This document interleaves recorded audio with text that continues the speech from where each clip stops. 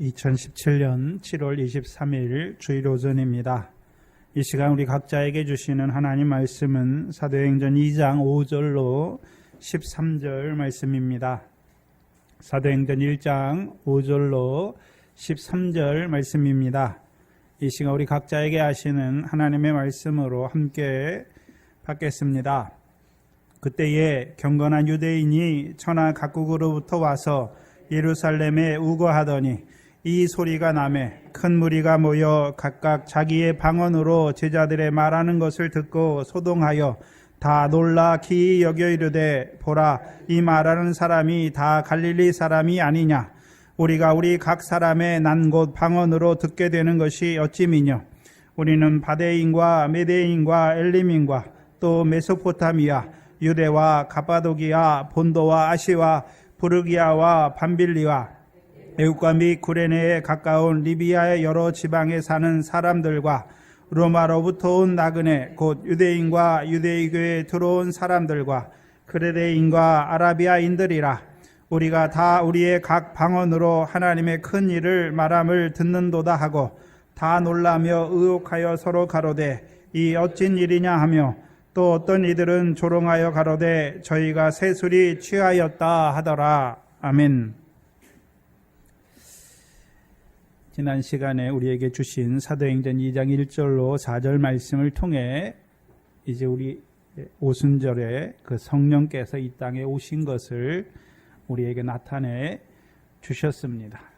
그래서 이것은 그 오순절 성령 강림 이것은 하나님께서 구약의 모세를 통해서 육적 이스라엘이 가나안 땅에서 지켜야 되는 절기 중에 그 오순절이 어떻게 그리스도의 사역을 통해서 성취되는지를 보여주신 것이지요.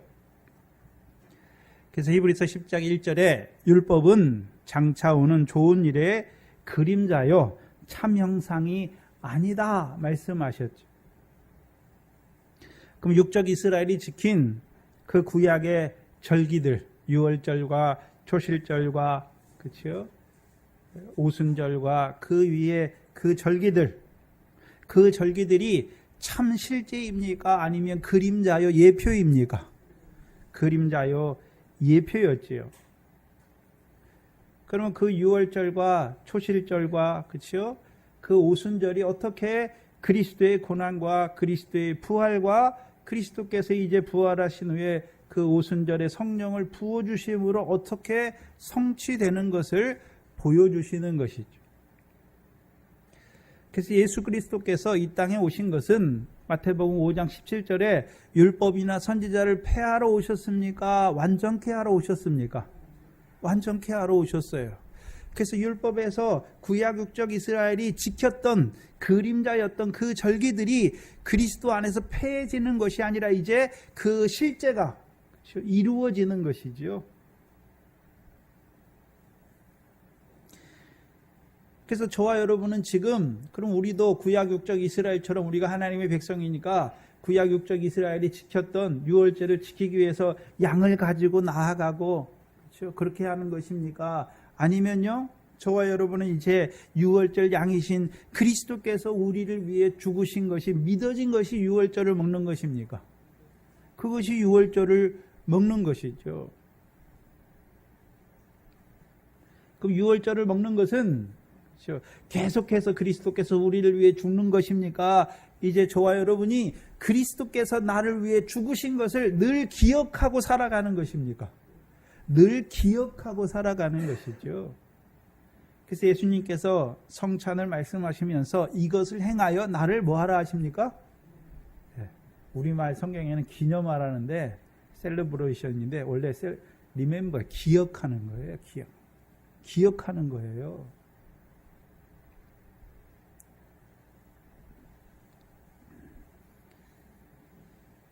이제 저와 여러분은 그리스도께서 하나님의 아들 그리스도께서 왜 이 땅에 오셔서 왜 십자가에 죽으셨는지를 늘 기억하는 자로 살아가는 것이죠. 그렇죠? 그걸 잊어버리면 어떻게 되는 것입니까? 은혜에서 그리스도의 은혜에서 끊어지는 자가 되는 것이죠. 그 다음에 유월절 뒤에 무슨 절기가 있습니까? 무교절이죠. 그 무교절 안에 있는 첫 번째 안식 후 첫날의 초실절, 그렇죠? 곡식의 첫 한 단을 하나님께 요제로 드리게 하셨죠. 그게 초실절이에요. 그 초실절은 이제 예수님께서 유월절 양으로 십자가에 죽으시고 안식 후 첫날 부활하셔서 부활의 첫 열매가 되신 것을 보여주시는 것이죠.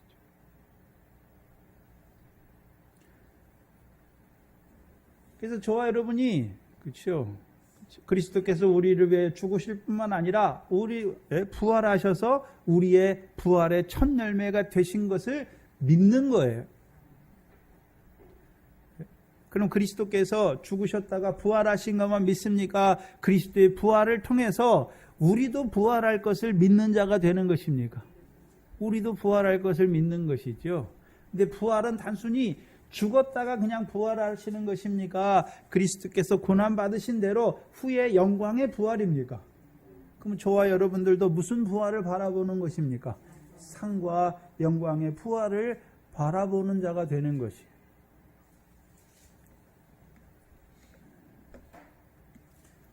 그리고서 이제 그 부활하신 주께서 하나님 보좌 우편에 앉으시지요. 신약에서는 40일 동안 제자들과 함께 하세요. 그렇죠? 그래서 하나님 나라 일을 말씀하시고 저희 보는 데서 올리고 가시지요. 그래서 이제 하나님 보좌 우편에 앉으세요. 그러시고 이제 부활하신 지 50일째 되는 날. 그렇죠? 뭘 부어주십니까? 아버지의 약속하신 성령을 부어주시는 것이죠. 그 성령을 부어주심으로 그 구약의 오순절, 그렇죠? 그림자였던 그 오순절의 실제가 저와 여러분에게 이루어지게 하신 것이죠.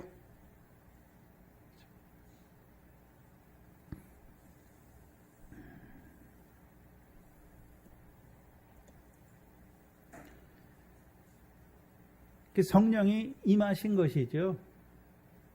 성령이 임하셨다는 것은 이제 우리가 뭐가 됐습니까? 하나님의 성전이 되었죠. 그렇죠?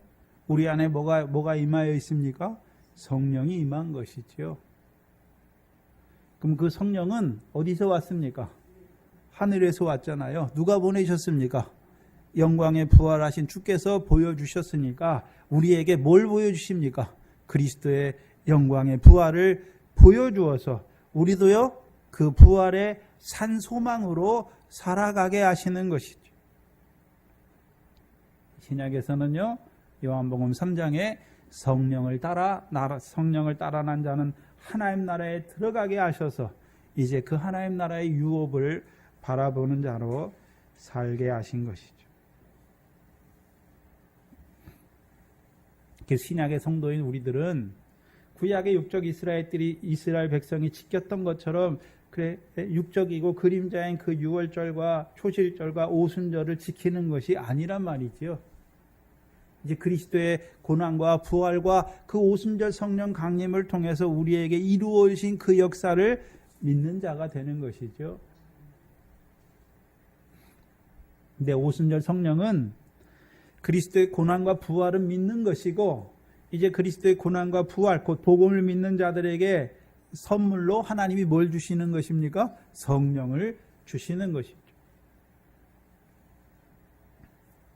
그렇다면 우리가 하나 더 나가서 생각해야 되는 것은 그럼 율법 아래 구약의 성도들을 한번 생각해 보세요. 율법에 살아가는 육적 이스라엘에게 하나님이 그 그림자였던 그렇죠? 그 절기들을 율법 아래서 그 절기들을 지키게 하셨잖아요. 분명히 그들에게 주신 것이죠. 그럼 단지 그 육신의 절기들을 지키게 하시기 위해서 준 것입니까? 아니죠.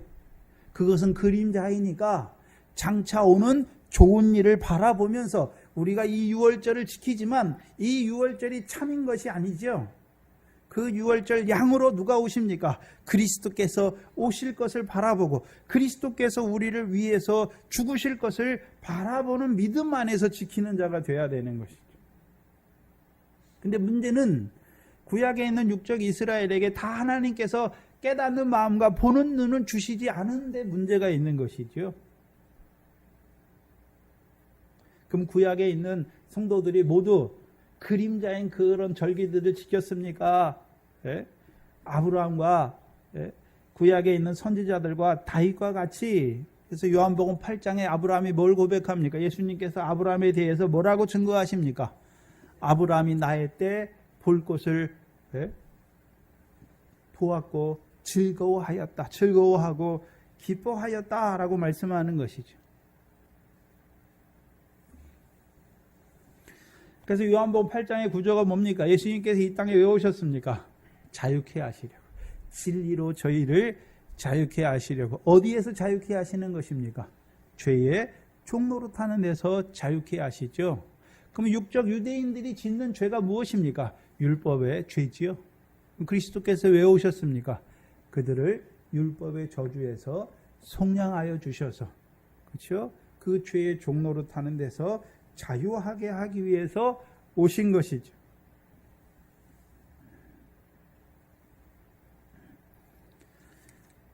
또한 사도행전 2장을 보시면 2장 31절, 30절로 31절을 보시면 다윗도 선지자인데 29절부터 보시죠. 형제들아, 내가 조상 다윗에 대하여 담대히 말할 수 있노니 다윗이 죽어 장사되어 그 묘가 오늘까지 우리 중에 있도다. 그는 선지자다. 하나님이 이미 맹세하사 그 자손 중에서 한 사람을 그 위에 앉게 하리라 하심을 알고. 뭘 알았습니까? 하나님이 다윗에게 약속하셨잖아요. 내 위에 앉을 자손을 주시겠다고 말씀하셨죠. 그것을 이제 다윗이 풀잖아요. 그게 다윗에게 주신 맹세죠. 31절에 미리 보는 거로 그리스도의 부활하심을 말하되, 뭘 미리 봤습니까? 그리스도의 부활을 봤죠. 그럼 그리스도께서 부활하셨는데, 부활하셨다는 의미는 이제 다윗에게 하신 맹세의 말씀을 이루셨죠. 저가 어디에 앉는 것입니까? 어디에 앉으시는 것입니까? 다윗의 위에 앉는 것이죠. 그럼 다윗의 위에 앉는 것은 다윗이 왕이잖아요. 그러면 예수님께서 이 땅에서 왕이 되셨습니까? 이제 부활하셔서 하늘에서 왕으로 앉으신 것입니까? 사도행전 5장 31절이죠.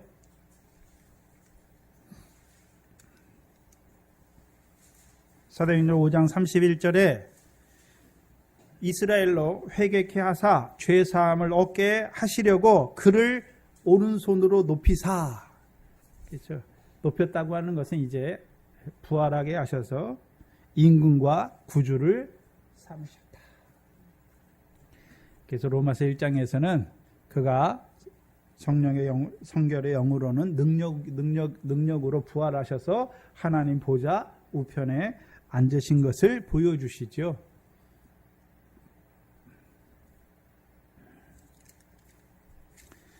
그렇다면 아브라함이나 다윗은, 그렇죠? 아브라함이나 다윗은 그냥 구약의 육적, 그렇죠? 아브라함 때는 물론 절기가 없었죠. 모세 때 생겼으니까. 그렇다면 다윗과 그 선지자들은 그들이 유월절을 그냥 그림자인 단지 육적인 그런 절기들로 지키는 것입니까? 그림자로 지키면서 장차 예수 그리스도께서 오셔서 이 땅에서 이루실 그의 사역 안에서 참 실제 안에서 지킨 것입니까? 어떻게 해요? 믿음으로.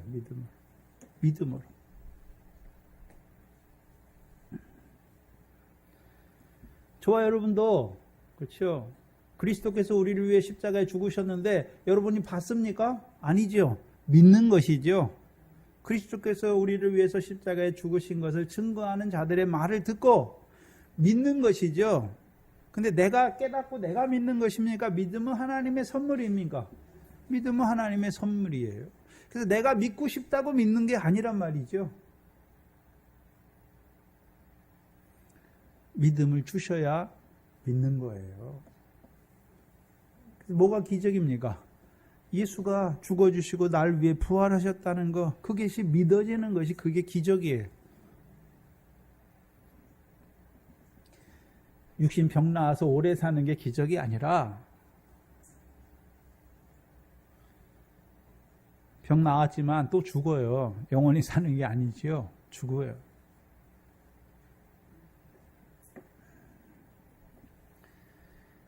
저와 여러분은 이제 이미 이 땅에 이제 예수 그리스도께서 2000년 전에 이 땅에 오셔서 그 말씀대로 구약의 선지자들로 하신 말씀을 이루시기 위해서 십자가에 죽으시고 부활하셔서 이제 하나님 보좌 우편에 앉으셔서 이제 우리에게 성령을 부어 주신 것이죠.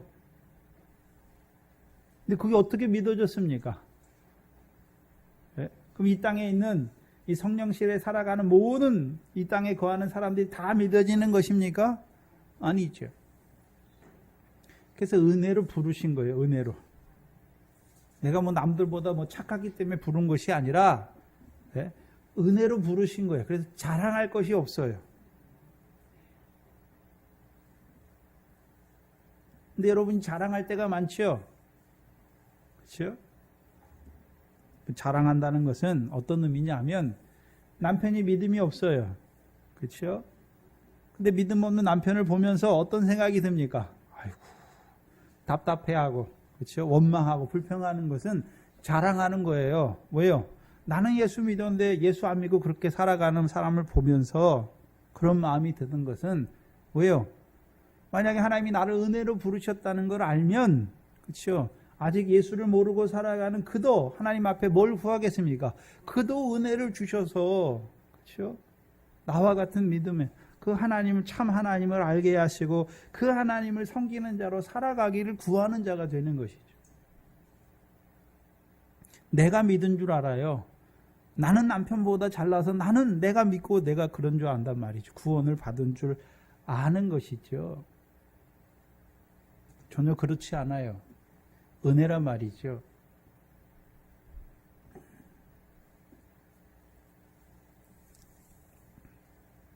그 믿음은 어디서 생기는 것입니까? 들음에서 생기죠. 들음은요, 그리스도의 말씀이죠. 그럼 구약의 선지자들도 무슨 말씀을 증거했습니까? 오실 그리스도에 대해서 증거해 줬잖아요. 그리스도의 고난과 후에 얻으실 영광에 대해서 증거해 주신 것이죠. 저와 여러분 이제 신약에는요. 신약에도 선지자들이 있어요. 그렇죠?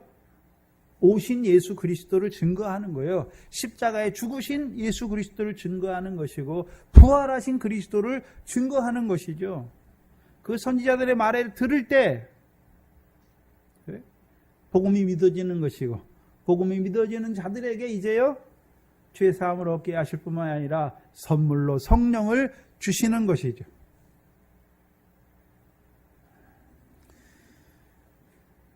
그렇다면 저와 여러분이 아직도 믿음 없이 살아가는 그들을 바라보고서 내 마음에 안 든다고 원망하고 불평하고 내가 저런 사람을 만나가지고 그런 자로 사는 게 아니란 말이지요.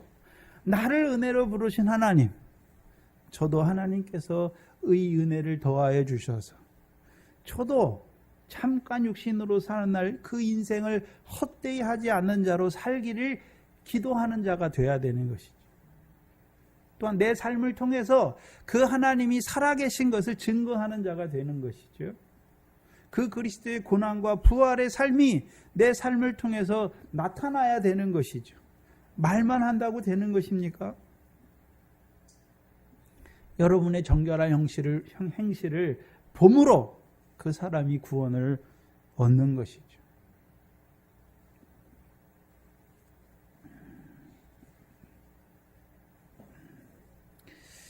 그렇다면 예수님의 제자들, 그렇죠? 그 당시 오순절 성령이 강림할 때 있었던 그 예수님의 제자들에게 오순절 성령의 성취, 그리스도께서 성령을 부어주심으로, 그렇죠?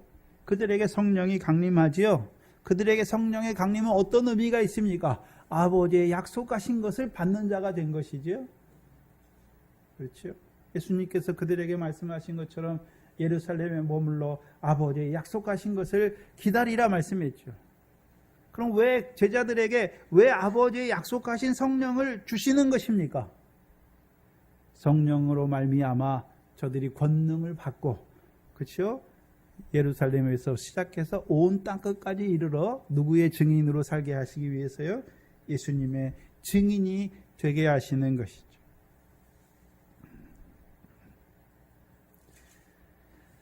그래서 지난 시간에 이제 제자들에게 처음에 있던 그 제자들에게 성령이 강림하는 것을 2장 1절로 4절을 통해 보여주셨죠.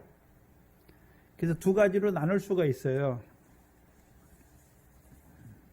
2장 1절로 2장 4절의 상반절, 저희가 다 성령의 충만함을 받았다, 거기까지 딱 나누고 그 뒤에 성령이 말하게 하심을 따라 다른 방안으로 말하기를 시작하니라, 그걸 나눌 수가 있단 말이죠. 그럼 3절, 그렇죠? 상반절까지, 그렇죠? 성령이 어떻게 제자들에게 임하는 것을 보여주셨죠.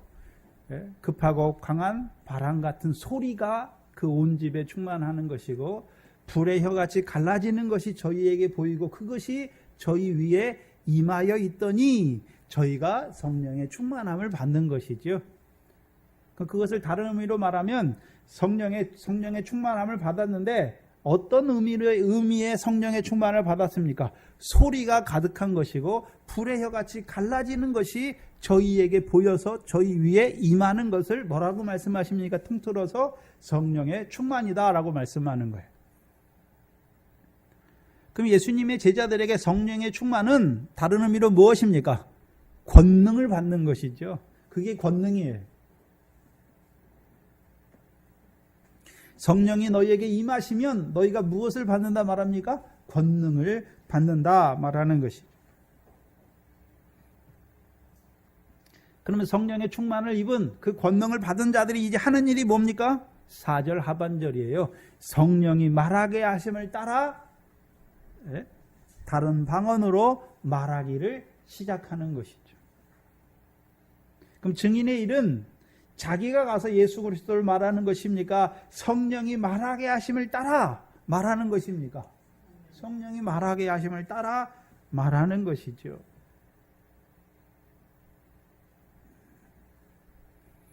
그래서 6절에 보시면, 그래서 천하 각국에서 온 경건한 유대인들이 듣는데 뭘 듣습니까? 6절에 소리를 듣는 것이죠. 이 소리가 남의 그 소리를 듣는 거예요. 그럼 그 소리는 제자들이 말하는 것입니까? 성령으로 말미암아 말하게 하심을 따라 다른 방언으로 말하는 것입니까? 다른 방언으로 말하게 하시는 그 소리를 듣는 것이란 말이에요.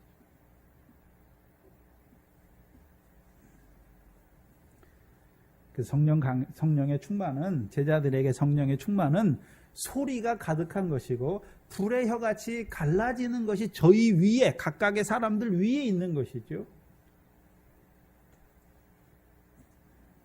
그럼 소리가 가득했다는 말은 이제 저희로 하여금 성령의 말하게 하심을 따라 말하게 되는 것이죠. 근데요, 불의 혀같이 갈라지니까요, 그렇죠? 다른 방언으로 말하는 거예요. 다 한 소리로 말하는 것이 아니라 120명이 있으니까 그 중에 어떤 한 7명에서 10명의 무리는 메소포타미아 언어로 말하는 것이고 또 한 부분은 애굽말로 말하는 것이죠. 그렇죠? 어떤 사람은 또 로마 말로 말하는 것이잖아요. 그런데 예수님의 제자들은 다 갈릴리 사람들이죠. 로마에 가본 적이 없어요. 로마 말을 배운 적이 없단 말이죠. 이 갈릴리 사람들의 공식 언어는 아람어예요. 아람어. 배운 적이 없어요. 또 아라비아 말로 해야 되잖아요. 아라비아 사람들이, 아라비아에서 온 유대인들이 있으니까. 근데 배운 적이 없는 것이죠. 근데 하나님이 어떻게 하십니까?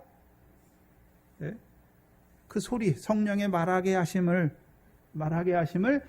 각각의 다른 방언으로 말미암아 그 경건한, 천하 각국에서 온 그 경건한 유대인들이 다 들을 수 있도록 말하게 하시는 것이죠.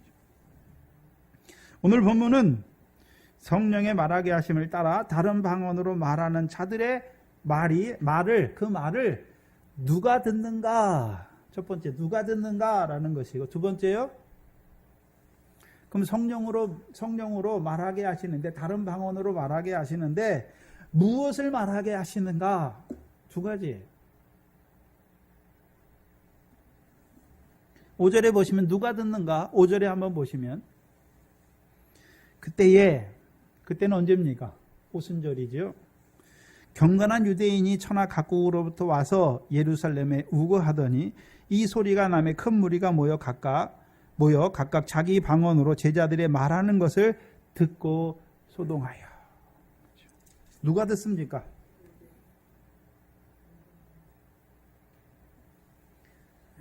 어디서부터 오니요?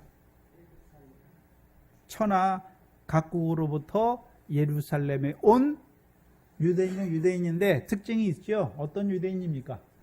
경건한 유대인들이 이 소리를 듣는 거예요. 어떤 소리입니까? 성령이 말하게 하시는 그 소리를 듣는 것이죠. 그래서 오늘 본문에 보시면 그 지역들이 나와요. 그 유대인들의 천하 각국으로부터 왔는데 어디에서 왔는지 그 지역이 나오는데 크게 5지역으로 나눌 수가 있어요. 9절에 보시면 바데인과 메데인과 엘람인과 또 메소포타미아에서 왔어요. 그렇죠? 유대인들이 흩어지잖아요. 이스라엘의 역사에서 유대인들이 계속 뭐 합니까? 그 가나안 땅에 살지 못하고 계속 흩어져요. 흩어져. 그렇죠? 근데 흩어지게 하시는데 왜 흩어지게 하십니까? 그들이 하나님의 말씀을 저버리니까 하나님이 그들을 심판하시죠. 이방을 들어 심판하시죠. 첫 번째 지역, 바데인과 메데인과 엘람인과 또 메소포타미아 지역. 그렇죠. 예루살렘이 팔레스타인에 있잖아요. 그래서 팔레스타인에서 동쪽이죠. 유브라테스 강, 이라크나 그쪽에, 그렇죠. 이라크, 이란 그쪽 지역에 언제 흩어지게 하십니까? 아수르 왕과 바벨론 느부갓네살 왕을 통해서 이스라엘 백성을 끌고 가잖아요. 그리. 근데 다시 에스라 때 돌아오게 하시는데 끌려갔던 모든 유대인들이 다 돌아옵니까? 돌아오지 않는 자들도 있습니까? 돌아가지 않는 자들도 있지요. 그 중에 다니엘도 거기 있잖아요. 왜 돌아가지 않습니까? 돌아가지 않고 거기 살아요. 그럼 그 남은 자들이 그러면 자기들이 유대인인 걸 버립니까? 유대인인 걸 갖고 있습니까? 갖고 있잖아요. 그 지역에 살지만 뭘 갖고 있습니까? 율법의 말씀을 가지고 있는 거예요. 그래서 하나님 백성들이 흩어질 때 꼭 제사장과 레위인들이 가게 돼 있어요. 그럼 구약의 제사장과 레위인이 하는 일이 뭡니까? 경전을 외우는 거예요. 하나님의 말씀을 외우는 거예요. 그래서 구약에서는 레위인이나 제사장으로 태어나면 어려서부터 하는 일이 뭐냐 하면 모세 오경과 그렇죠? 시편과 이걸 외우는 거예요. 그냥 처음부터 끝까지 쫙 외우는 거예요. 우리는 오늘날 너무 쉽게 신앙생활 하죠. 한 달 요절 그거 몇 절 외우는 것도 힘들어 하잖아요. 근데 구약의 유대인들은 그렇죠. 유대인들 중에 레위인이나 제사장은 그 구약의 성경을 외우는 거예요. 왜요? 이 사람들이 항상 그렇죠. 하나님의 심판을 받기 때문에 언제 어디서 쫓겨날지 몰라요. 그래서 그들이 그곳에 회당을 줘요. 그렇죠? 회당을 짓는단 말이죠. 그리고 유대인들이 자기들끼리 모여서 자기들이 절기를 지키고 제사는 없잖아요. 성전은 없으니까. 그렇죠? 그럼 이들은 이제 율법을 통해서요. 율법의 가르침을 가르치는 그 에스라부터 이제 그렇죠. 그 나무 단을 놓고 그 위에서 율법을 강설을 하잖아요. 그런 신앙생활을 하게 되는 것이죠. 바데인과 메데인과 엘람인과 메소포타미아인 그 바벨론 포로로부터 흩어진 그들 가운데서 이제 천하 각국 그들 중에서 오는 자들이 있죠. 왜 옵니까? 절기를 지키기 위해서 오는 거죠. 오순절 절기를 지키기 위해서 예루살렘에 온단 말이죠. 또 어떤 자들은 예루살렘 옛날에는 지금처럼 비행기가 있거나 이렇지 않지요. 그렇죠? 그래서 옛날에는 유대인들 중에 부자가 아닌 그냥 일반 유대인들은 평생의 소원이 뭐냐면 예루살렘에 한번 절기에 가보는 거예요. 예루살렘에. 자기 평생에. 또 돈 많고 경건한 유대인들은 이제요 노년에 다 팔고 예루살렘에 가서 죽는 거예요. 거기서 죽는 거예요. 그러니까 이들 중에는 분명히 그 오순절 따라서 오순절에 그 절기를 지키기 위해서 온 자들도 있고 어떤 사람은 6월절부터 오순절까지 그 절기를 다 지키기 위해서 온 사람들도 있고 어떤 사람들은요 그냥 예루살렘에 그래서 우거하는 거예요. 그냥 와서 자기 노년에 그런 사람들도 있는 것이죠. 두 번째 지역은 그렇죠. 9절 이하에 보시면 유대는 빼시고 갑바도기아, 본도, 아시와 부르기아와 밤빌리아, 그렇죠? 요 지역에 소아시아 지역이에요. 오늘날로 말하면 터키 지역이에요. 터키 지역 있잖아요. 거기서 오는 거예요. 그럼 거기도 이미 뭐가 있습니까? 유대인의 회당이 있는 것이죠. 세 번째 지역은 10절에 보시면 애국가 및 구레네에 가까운 리비아 여러 지방에서 온 나라. 그래서 애국은 어디 있습니까? 오늘날로 말하면 북아프리카 있잖아요. 북아프리카. 그렇죠? 북아프리카. 유럽 밑에 아프리카 대륙이 있잖아요. 그 중에서 북쪽에 있는 그 애굽이 지금 이집트 지역이잖아요. 이집트하고 알렉산드리아 그 지역에서 온 자들이에요. 그게 두 번째 지역이죠. 그러면 그들은 언제 거기 떨어지게 됐습니까? 에레미야 때 그렇죠? 바벨론 포로에 끌려가기 전에 이스라엘 백성이 어디로 도망하는 자들이 있습니까? 애굽으로 도망하는 자들이 있죠. 그때부터 이제 애굽 지역과 그 알렉산드리아 지역에 유대인들의 회당이 생기게 돼요. 그리고 10절에 보시면 로마에서 온 나그네도 있죠. 그 로마에도 지금 뭐가 있단 말입니까? 유대인의 회당이 있죠. 유대인의 모임이 있어요. 그래서 유대인들은 어느 지역에 가잖아요. 그럼 꼭 유대인들끼리 모여요. 그리고 유대인들이 모이면 꼭 뭘 짓습니까? 회당을 줘요.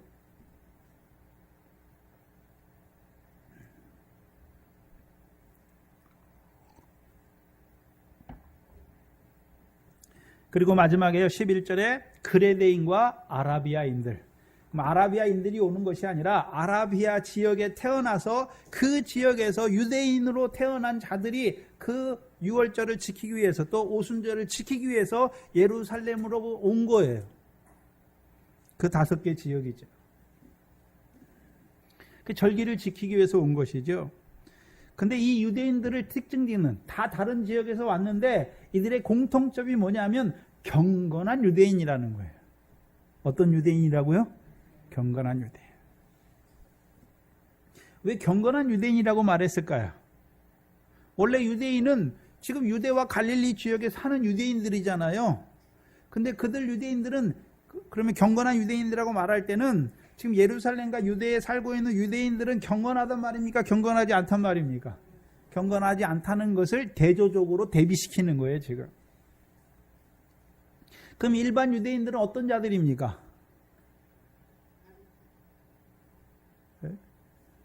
어떤 자들인가요? 율법의 행함을 의지하는 자들이죠. 율법의 행함을 의지하는 자들이에요. 그래서 요한복음 8장에 그 유대인들을 향해서 예수님께서 뭐라 하십니까? 너희는 너희 아비 마귀에게서 났다. 내가 너희에게 진리를 말하는 사람이 나를 죽이려 하는도다. 아브라함이 이렇게 하지 않았다. 왜 이렇게 됐느냐? 너희는 하나님의 말씀을 들을 귀가 없다라고 말씀하시죠. 마귀에게 속한 자예요. 그럼 마귀는 그렇죠. 거짓의 아비잖아요. 그렇죠. 그럼 이들이 어떤 자로 살고 있습니까? 거짓된 자로 살고 있단 말이죠. 그럼 유대인들은 율법을 가지고 있는데, 그렇죠? 거짓된 자로 살고 있는 율법을 자기들은 열심히 지킨다고 하는데 하나님이 보실 때에는 거짓된 자로 살고 있는 것이죠. 로마서 9장이죠. 그렇죠? 행함을 의지하잖아요. 율법의 의를 쫓아간 그들이 왜 법에 이르지 못하였느냐? 믿음을 의지하지 않고 행함을 의지함으로 걸려 넘어졌다 말씀하시고 10장 1절 이하에 뭐라고 말씀하십니까? 저희가 하나님께 대하여 열심히 있으나 지식을 쫓은 것이 아니다 라고 말씀하죠. 그러니까 어떤 자가 됩니까? 자기 일을 힘써 세우려고 하나님의 의를 복종치 않는 자가 되었다라고 말씀하는 거예요. 그럼 지식을 쫓은 것이 아니다. 율법에 열심은 하는데 행함을 의지하잖아요. 자기 의를 세우죠. 그럼 지식을 쫓은 것이 아니란 말은 어떤 의미입니까? 하나님이 율법을 주신 뜻을 알지 못한단 말이죠. 율법을 주신 뜻을 알지 못해요. 그럼 하나님이 율법을 왜 주셨습니까? 로마서 3장 19절 이하죠.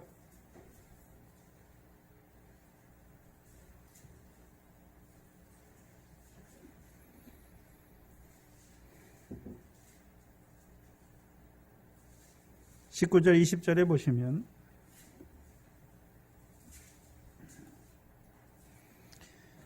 로마서 3장 19절 이하에 우리가 알거니와 무릇 율법이 말하는 바, 율법이 말하는 것은 그 율법이 말한다 말입니까? 하나님이 율법을 주신 뜻을 율법이 가르치는 것입니까? 하나님이 율법을 주셨는데 그 율법을 통해서 하나님 백성에게 가르치시는 바가 무엇이냐? 그걸 말하는 것이죠. 이는 율법 아래에 있는 자들에게 가르치는 거, 말하는 것이죠. 이는 모든 입을 막고 온 세상으로 하나님의 심판 아래 있는 것을 알게 하시는 거예요. 20절에 그러므로 율법의 행위로 그의 앞에 의롭다함을 얻을 육체가 없나니 율법으로는 뭘 깨닫는다고요? 죄를 깨닫게 됩니다. 그 율법 왜 주셨습니까? 율법으로 자기가 의롭다.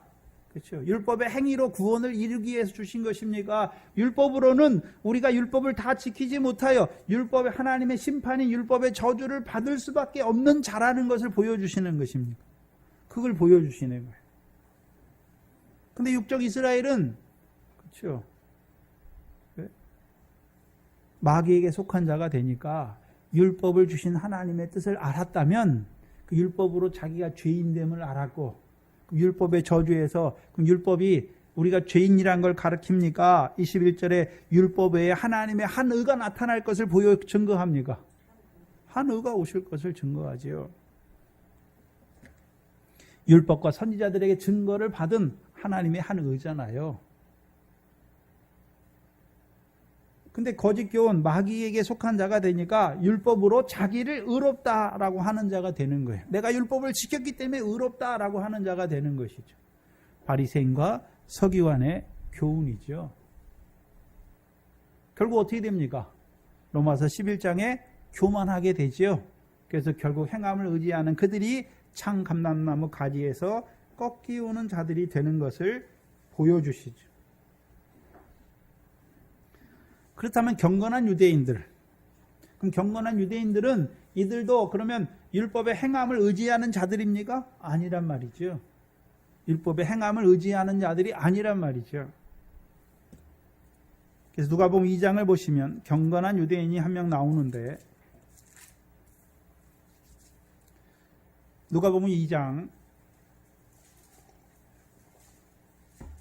25절입니다. 25절 이하에 오시면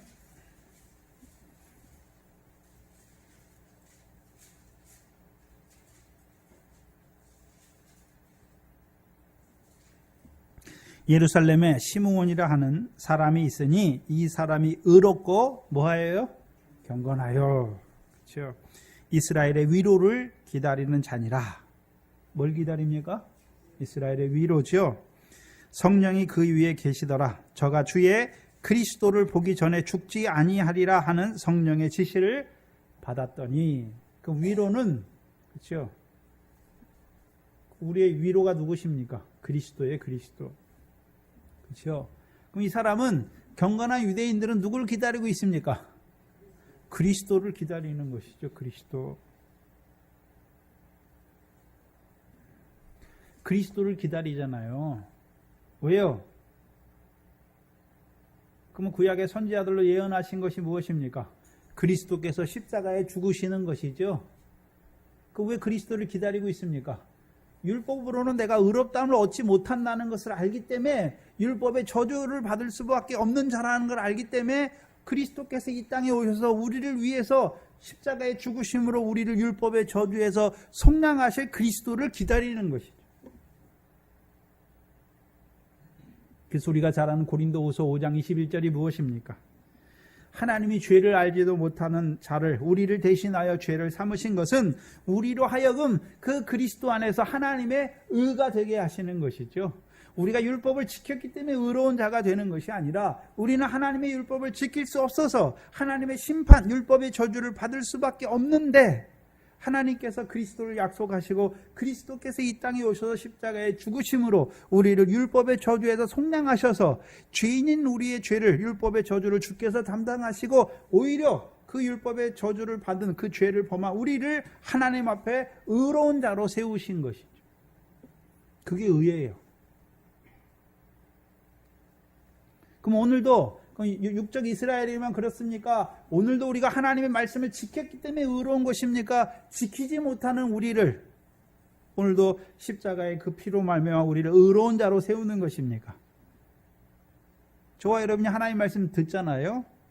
그럼 하나님 말씀대로 살아야 되죠. 육적 이스라엘은 율법의 말씀을 들었어요. 그럼 그들이 어떻게 살아야 됩니까? 그 율법의 말씀을 따라 살아야 되는 거죠. 그럼 신약에 저와 여러분도 하나님 말씀 들었죠? 그럼 어떻게 살아야 됩니까? 하나님 말씀 따라 살아야 돼요. 그럼 말씀 따라 살지 못한 것이 다 무엇입니까? 그게 죄예요.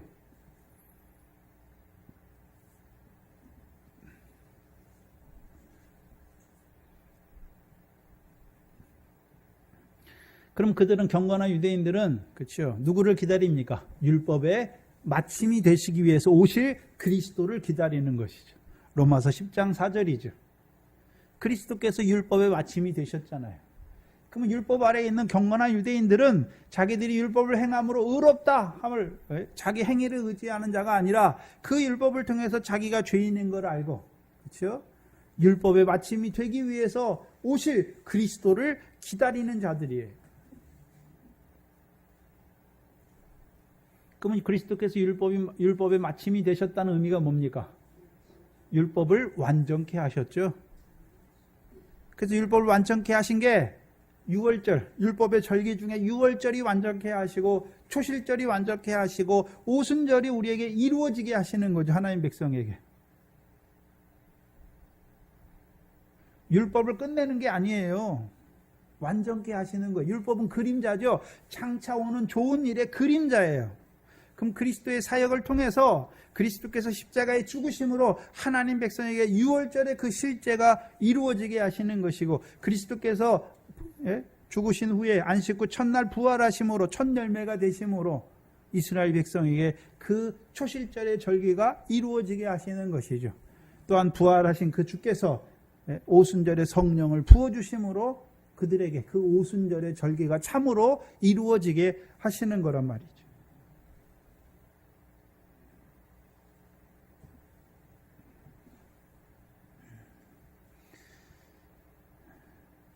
그러면 경건한 유대인이라고 말할 때는 그렇죠.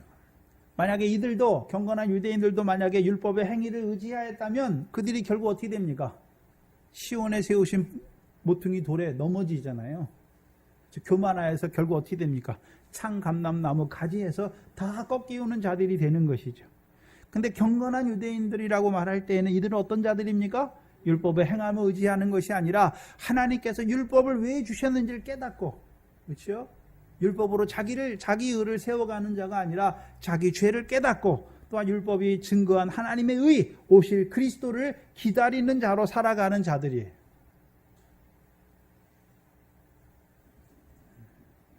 그럼 우리가 아는 요한복음 4장에 수가성 여인이 나오죠. 그 수가성 여인이 야곱의 우물을 먹지요. 야곱의 우물을 먹는 그 수가성 여인이 누구를 기다리고 있습니까?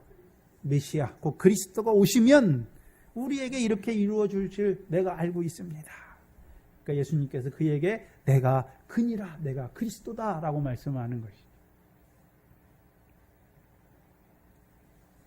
그래서 경건한 유대인들은 율법의 행함을 의지하는 자들이 아니라 율법과 선지자가 증거할 하나님의 의 오실 그리스도를 기다리는 자들이죠. 그래서 9절에 보시면 여기 경건한 유대인들이 천하 각국으로부터 예루살렘에 오는데 그 중에 누구도 있습니까? 유대에서 올라오는 유대인들도 있어요. 그렇죠? 9절에 보시면 중간에 우리는 바데인과 메데인과 엘람인과 또 메소포타미아인과 유대와 그렇잖아요. 유대에서부터 올라왔잖아요. 어떤 자들이 올라온 것입니까? 율법의 행위를 의지하는 자들은 올라오지 않아요. 누가 올라오는 것입니까? 경건한 유대인들이 올라오는 것이죠. 그래서 유대로부터도 올라오는 거예요.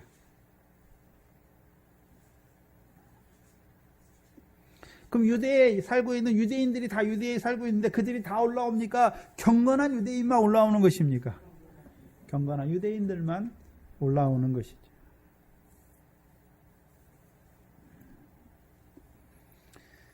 그래서 로마서 9장 27절에 또 이사야가 이스라엘에 대하여 잘 외치되 그렇죠? 이스라엘의 수가 비록 바다의 모래같이 많을지라도 남은 자만 구원을 얻는다라고 말씀하셨죠. 그리고 만군의 주께서 우리에게 씨를 남겨두지 아니하셨다면 우리가 소돔과 같고 고모라 같았으리라 말씀하죠. 거기서 씨는 조금 그 자손들을 남겨진 자들이죠. 이사야 1.9절을 말하죠. 만군의 여호와께서 우리를 위하여 조금 남겨두지 아니하셨다면 우리가 소돔 같고 고모라 같았을 것이다. 그 유대인들 중에서도 하나님이 남겨두신 자들이 있죠. 그들이 누굽니까? 경건한 유대인들이에요. 그 경건한 유대인들이 이제 뭐를 듣습니까? 성령의 말하게 하심을 따라 말하는 이 소리를 듣게 되는 거예요. 그럼 그때만 그렇습니까? 오늘도 그렇겠습니까? 오늘도 예수 그리스도를 믿었어요. 그리고 하나님의 말씀 받았어요. 그런데 내가 하나님의 말씀을 지킨다고 하는 자들은 이 소리를, 성령이 말하게 하시는 소리를 듣습니까? 듣지 못하는 것입니까? 듣지 못해요. 그러니까 어떤 자로 살아갑니까? 우리가 주의 이름으로 모두 하고 결국 불법이죠.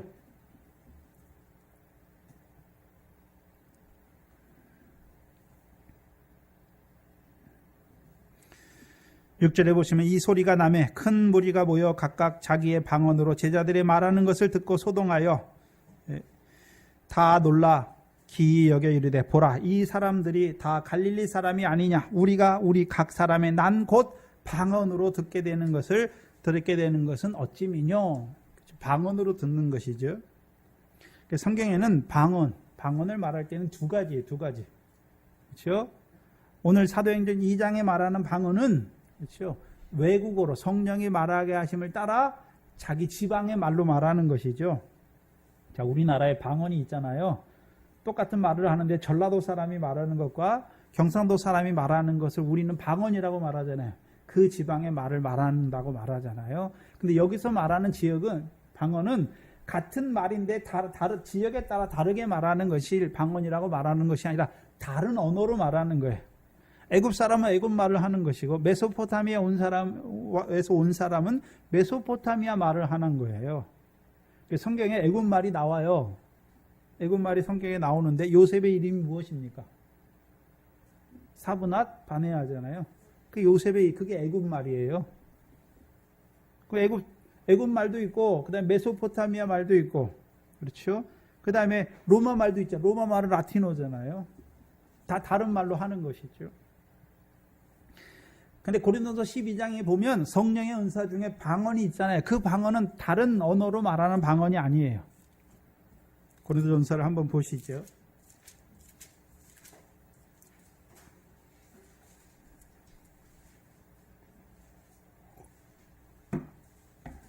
(14장) 2절을 보시면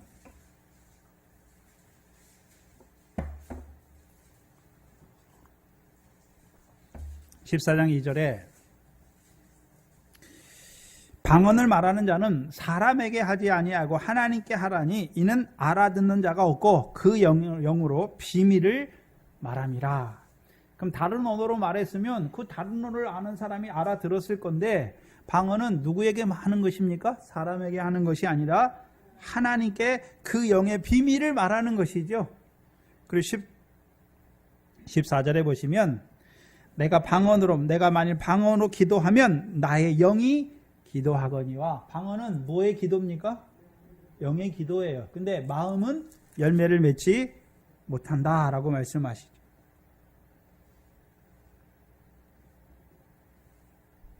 그렇죠? 그래서 27절에 보시면 14장 27절 28절 보시면 만일 누가 방언으로 말하거든 두 사람이나 다불과 세 사람이 차서를 따라하고 한 사람이 통역할 것이요 만일 통역하는 자가 없거든 교회에서 잠잠하고 자기와 및 누구에게 말하는 것입니까? 하나님께 말하는 것이죠. 근데 사도행전 2장의 방언은 성령의 말하게 하심을 따라 하나님께 말하는 것입니까? 사람에게 말하는 것입니까? 사람들에게 다른 방언이 두 가지란 말이죠. 하나는 영의 기도가 있고 또 하나는요? 또 하나는 하나님이 하신 큰 일을 다른 사람에게 말하는 거예요. 분별해야죠. 그러면 고린도전서의 방언은 누구에게 주시는 것입니까? 믿지 않는 자에게 주시는 거예요. 이미 예언의 말씀을 믿는 자들에게는 주실 필요가 없죠. 그래서 방언은 영이 살았어요. 근데 하나님의 말씀을 깨닫지 못했어요. 그러니까 방언을 통해서 영이 기도하게 하시는 거예요. 근데 자기 마음은 영이 기도해 놓고 자기는 뭔 기도를 했는지 알지 못해요. 알지 못한단 말이죠. 왜? 말씀이 없으니까. 하나님은 말씀으로 역사하잖아요. 뭔 기도를 했는지 알지 못해요.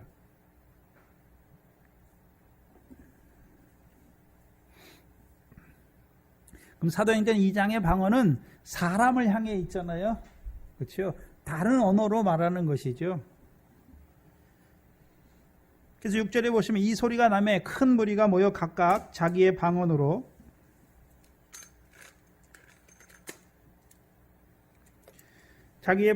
제자들의 말하는 것을 듣고 소동하여, 여기서 소동은 마태복음 2장의 소동과는 다른 단어예요. 다른 단어. 그래서 마태복음 2장의 소동은 타라소라는 단어예요. 뒤흔들다, 어지럽히다, 불안하게 하다.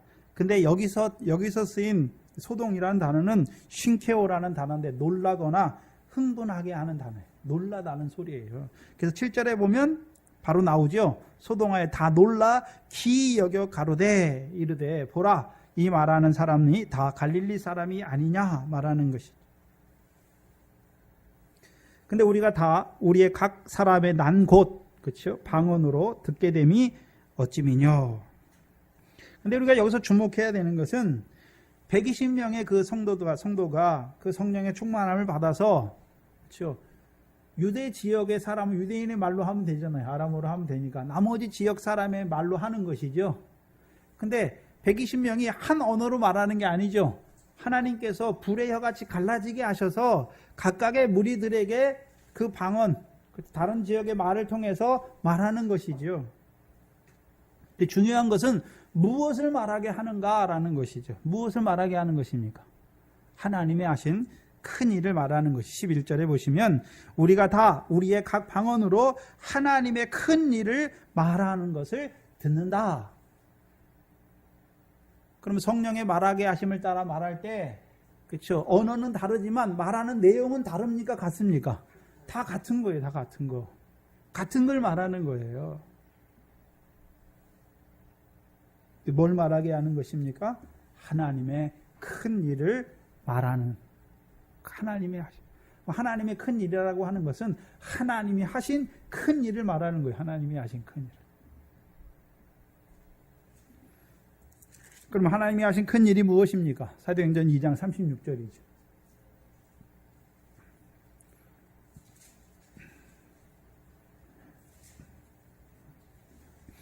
사도행전 2장 36절이죠. 그런즉 온 이스라엘 온 집이 정령이 알지니 너희가 십자가에 못 박은 이 예수를 하나님이 주와 그리스도가 되게 하셨다. 그걸 말하는 거예요. 하나님이 하신 일을 말하는 거예요. 그럼 하나님이 혼자 하신 것을 말하는 것이 아니라 누가복음 8장을 보시면 누가복음 8장 38절로 39절 보시면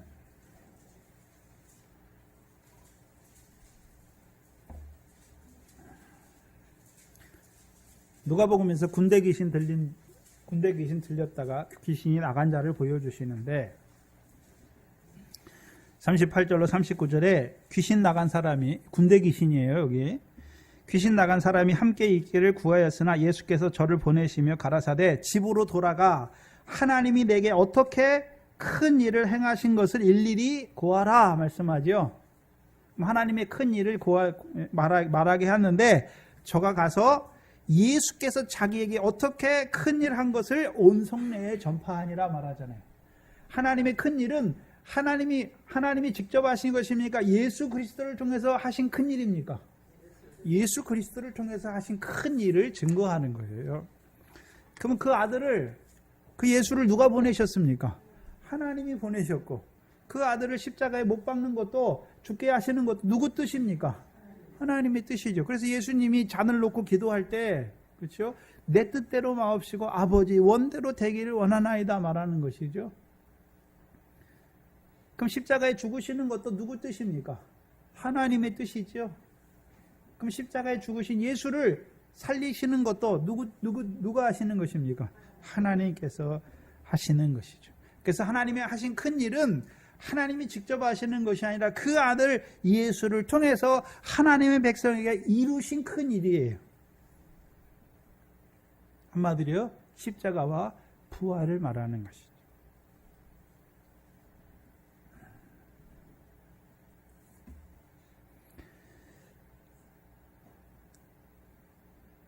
성령으로 말하게 하심을 따라 다 말하는 것이 다른 방언으로. 그러니까 성령이 말하게 하니까 다 똑같은 거예요. 똑같은 복음을 말하는 거예요. 근데 고린도후서 12장에 보면 다른 복음을 말하는 자들도 있죠. 왜요? 성령이 말하게 하심을 따라 말하는 게 아니에요. 예?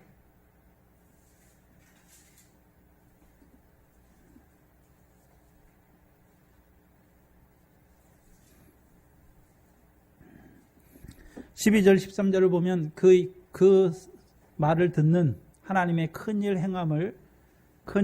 듣는 자들의 반응이 나오죠. 12절에 다 놀라며 의혹하여 서로 이르되 이 어찌 된 일이냐. 여기서 의혹이라는 단어는 우리말에 의심하다라는 단어가 아니라 심히 당황하여 말하는 것이죠. 이 어찌 된 일이냐. 그렇죠. 또 어떤 부류가 나옵니까? 또 어떤 이들은 조롱하여 가로되 저희가 새술이 취하였다. 심히 당황하죠. 왜요? 하나님이 하신 큰 일을 직접 듣게 되니까. 그렇죠? 그리고 자기들이 기다리는 그 역사가 일어난 것을 들으니까 어떻습니까? 심히 당황하는 것이죠. 서로에게 이 어찌 된 일이냐 말하는 것이죠. 또한 더 나아가서 도무지 믿지 않는 자들은 새술이 취하였다 조롱하는 자들도 있는 것입니다. 그렇죠?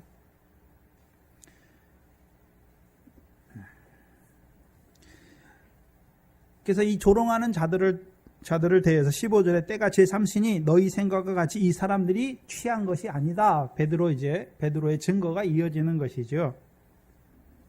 그럼 생각해 봐야 되는 것은 5절로 13절을 통해 생각해 봐야 되는 것은 성령의 권능을 입은 제자들을 통해 하나님이 하신 큰 일을 증거하게 하시는데 하나님이 한 사람 한 사람 개별적으로 말하면 될 것 같은데 개별적으로. 지금은 우리가 복음을 전할 때 다 모아놓고 합니까? 개별적으로 하는 것입니까? 개별적으로 하는데 이때는 또 특별해요. 이때는. 그렇죠? 천하 각국으로부터 온 그 경건한 유대인들에게 하나님께서 그 성령의 권능으로 다른 방언으로 성령의 말하게 하심을 따라 말함으로 그 모든 유대인들이 다 듣게 하시는 거예요. 한꺼번에. 그렇죠? 그래서 천하 각국이라는 이 단어가 그렇죠? 모든 민족이라는 소리예요. 똑같은 단어예요. 각국이란 단어 있잖아요. 이게 누가복음 24장 47절에 똑같은 단어로 쓰였어요. 24장 47절에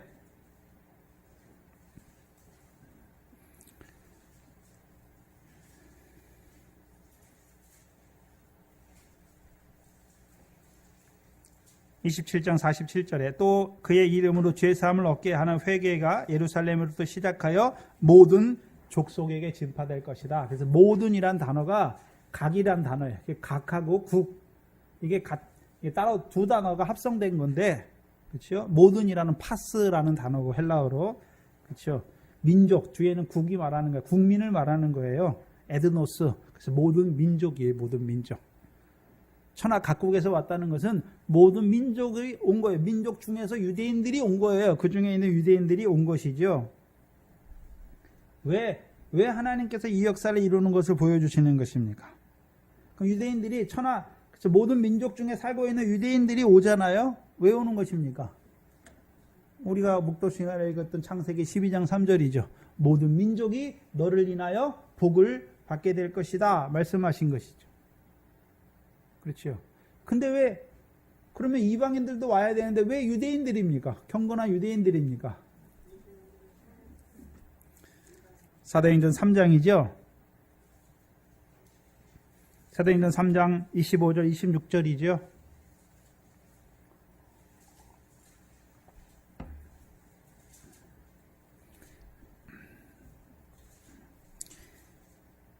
24절부터 보시면 또한 사무엘 때부터 오므로 말한 모든 선지자도 이때를 가르쳐 말하. 이때를 가르치잖아요. 이때가 언제입니까? 예수 그리스도가 죽으시고 부활하시고 성령을 부어주시는 때에 대해서 말하는 것이죠. 25절 너희는 선지자들의 자손이요 육적 유대인들에 대해서 말하는 것이죠. 또 하나님이 너희 조상으로 더불어 세우신 언약의 자손이라 아브라함에게 이르시기를 땅의 모든 족속이 뭡니까? 너의 씨를 인하여 복을 받는 것입니까? 그러면 아브라함의 씨로 오신 분이 누굽니까? 그리스도잖아요. 갈라디아 3장 16절이죠. 조상들을 가르쳐 여럿을 내 자손이라 하지 아니하시고 오직 하나를 가르쳐 내 자손이라 하셨으니 곧 그리스도다. 그럼 그리스도께서 아브라함의 씨로 오셨는데 왜 아브라함의 씨로 오셨습니까? 창세기 12장 3절에 말씀하신 모든 족속이 아브라함의 씨로 말미암아 복을 얻게 하시기 위해서 오신 거예요. 그러면 이들은 그냥 모든 민족 중에서 온 유대인들을 말하는 것이 아니라 단순한 지역을 나타내는 것이 아니라 모든 민족을 대표하고 있지요. 모든 민족을 대표하고 있지요. 그럼 모든 민족 중에 온 경건한 유대인들이 이제 뭐를 받습니까? 복을 받는 거예요, 복을. 그럼 복의 내용이 무엇입니까? 복의 내용이 무언가요? 복음이 믿어지는 것이죠. 그리고 약속 성령을 뭐로 받습니까? 선물로 받는 자가 되는 것이죠. 네, 26절에 보시면 하나님이 그 종을 세워 예수 그리스도죠. 종을 세워 복 주시려고 너희에게 먼저 보내사 너희로 하여금 돌이켜 각각 그 악함을 버리게 하셨다. 근데 그 복음은 먼저 누구에게 증거하는 것입니까? 유대인들에게 먼저 증거하는 거예요. 유대인들에게.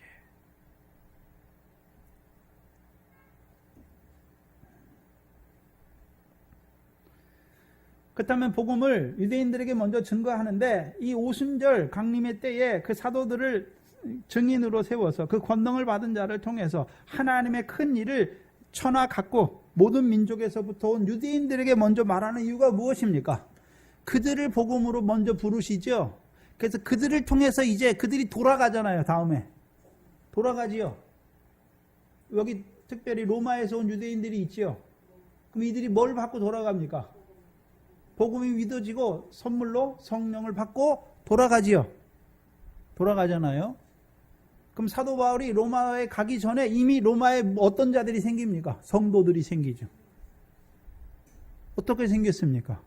이 성령을 받은 자들이 로마에 돌아가서 뭐 하는 것입니까? 복음을 전하는 것이죠. 그럼 먼저 유대인들을 부르신 이유가 무엇입니까? 먼저 유대인들로 하여금 경건한 유대인들로 하여금 복음이 믿어지게 하시고 선물로 성령을 받게 하셔서 그들도 이제 성령 안에서 자라갈 뿐만 아니라 그들을 이제 뭐로 세우시는 것입니까? 성령의 충만을 입게 하셔서 그들도 제자들과 같은 증인으로 세우시는 것이죠. 그 증인의 일을 통해서 로마에도요 하나님의 예수 그리스도의 것으로 부르심을 받은 그 성도들을 충만케 생육하고 번성케 하는 것이죠. 그럼 생각해야 되죠. 성령 충만의 역사가 있고 그 성령 충만 받는 자들을 통해서 증거하는 그들을 통해서 성령을 선물로 받는 자들의 역사가 나누어지잖아요. 그러면 이 제자들을 통해서 우리에게 성령의 충만의 역사를 보여주는데 성령이 충만하면 무슨 일을 합니까? 하나님이 하신 일을 나타내는 것이지 자기가 내가 이렇게 능력이 있다 이런 걸 말하는 게 아니에요. 하나님이 하신 큰 일을 나타내는 거예요.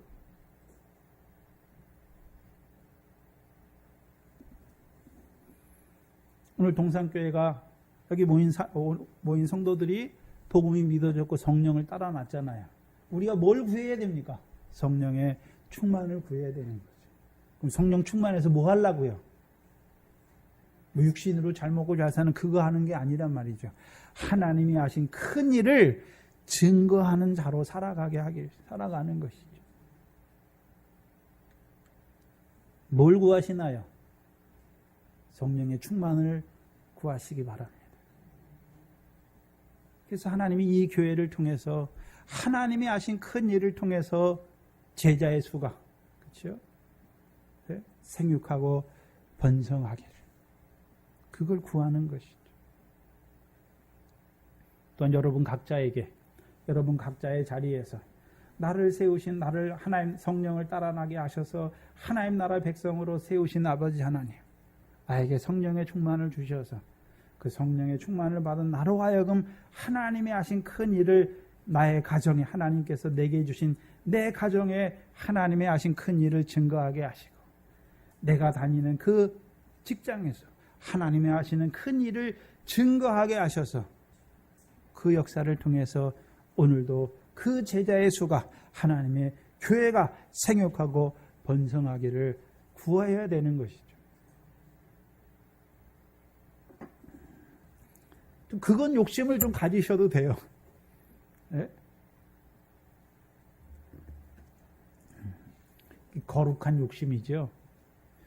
우리가 육체의 소욕을 벗어버린다, 육체의 소욕을 죽는다는 것은 한마디로요, 성령의 소욕이, 그 거룩한 소욕이 나에게 충만한 것이죠.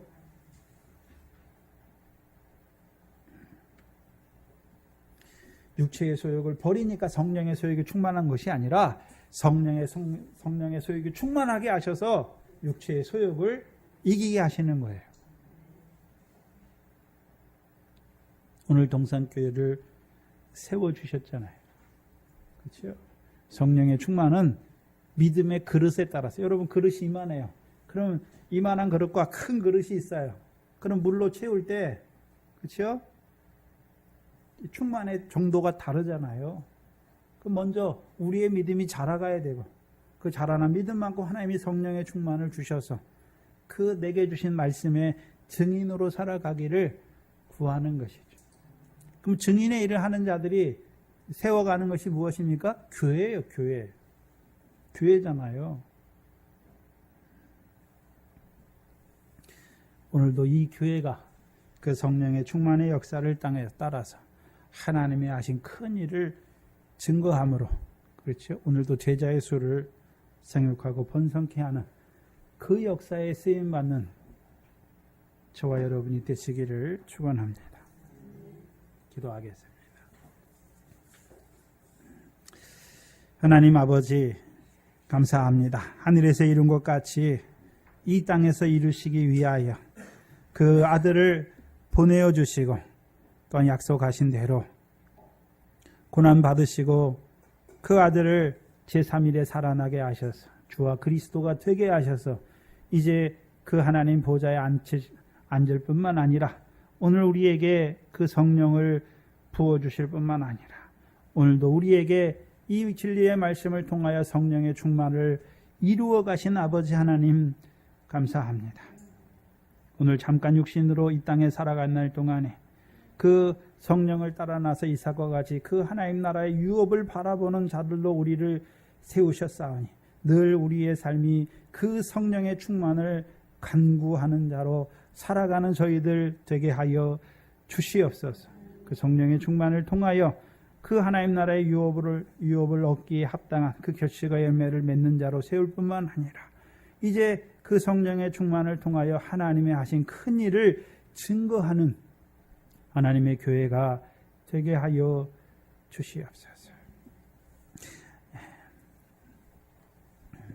한 주간 동안도 우리에게 은혜 가운데 주신 물질들 가운데 구별하여 드린 11조 감사 주일헌금, 주께서 우리를 불러주실 뿐만 아니라 이 천하의 모든 것이 하나님의 것임을 알게 하시고 잠깐 육신으로 살아간 날 동안에 우리에게 그 나라와 의를 구하는 우리에게 이 모든 것들을 더하여 주셔서 오늘도 그 은혜를 따라 하늘에 쌓는 자들로 우리를 살리신 아버지 하나님 감사합니다. 우리에게 주신 모든 것을 깨닫게 하여 주시고 우리에게 주신 모든 것으로 하늘에 그 보화를 쌓아가는 저희의 삶이 되게 하여 주시옵소서. 이곳에 세우신 주의 몸된 교회를 늘 영생의 말씀으로 지켜주시고 그 영생의 말씀으로 말미암아 이 성령 시대에 이방인의 충만한 수를 채워가는 하나님의 교회를 이루어가는 저희들 되게 하여 주시옵소서. 또한 육신의 연약한 가운데 있는 우리 권속들 붙들어 주시고 또한 육신의 자녀, 우리에게 주신 육신의 자녀들 그들의 믿음이 자랄 수 있도록 아버지 은혜를 베풀어 주시옵소서. 감사하며 예수님의 이름으로 기도하옵나이다. 아멘. 찬송가 255장입니다.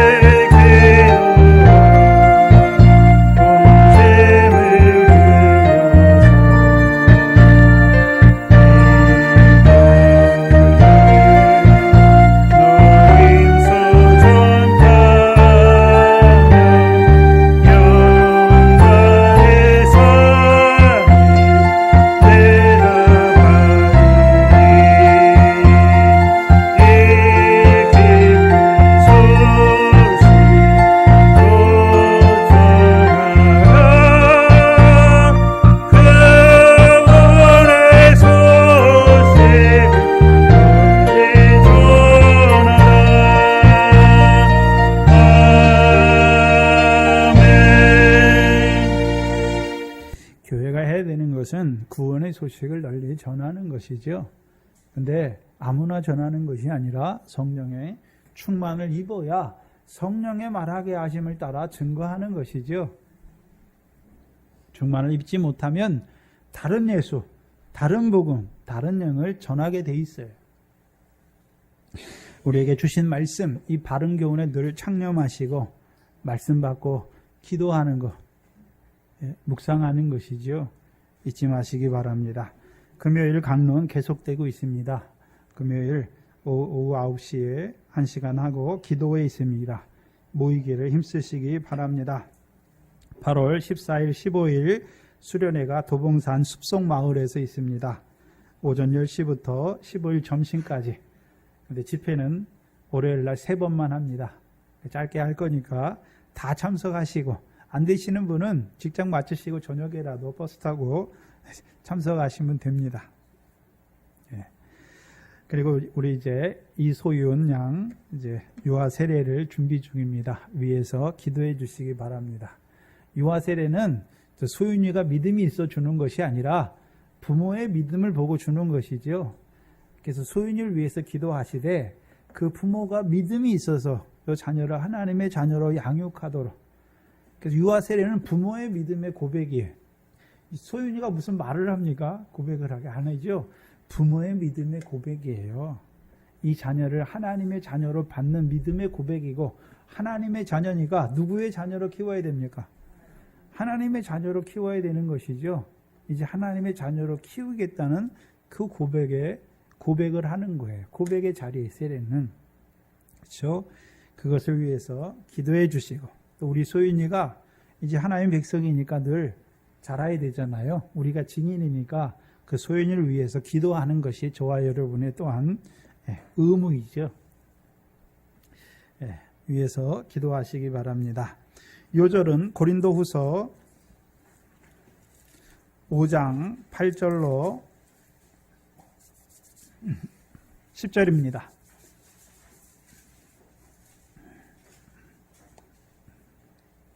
고린도후서 5장 8절로 10절입니다. 다음 주까지는 암송하시기 바랍니다. 함께 읽겠습니다. 우리가 담대하여 원하는 바는 차라리 몸을 떠나 주와 함께 거하는 그것이라.